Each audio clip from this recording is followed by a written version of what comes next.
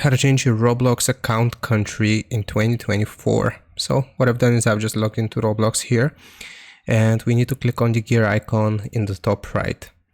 Now from here, we will select the first option for settings. From the settings, it will directly take us to the account info. We want to scroll down a little bit until we're able to see account location.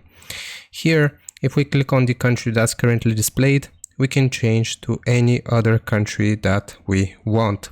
But what's really important here is once we select the country that we want to change this to, it's going to tell us that you can change your location only once. Your location determines what is allowed on your account, including the currency used for gift cards and purchases. If you're not sure why you need to make this change, do not continue. So basically, if you change your location to another one, you will only be able to redeem gift cards from that said country and in that said currency. So like it tells us here, if you're not sure why you need to make this change, don't do it. But if you're certain that you have changed your country of residence, then you can click on set location, and that's going to change our account location.